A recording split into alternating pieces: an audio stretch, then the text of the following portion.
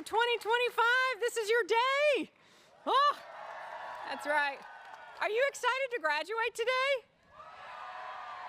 And you should be.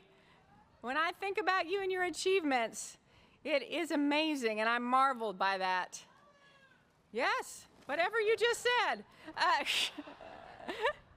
You know, one of the things that reminds me of this class in particular is that there is an art gallery for university guests in my home, and 4 of our wonderful graduates, or well actually 3 graduates and 1 almost graduate, have just put on display their art.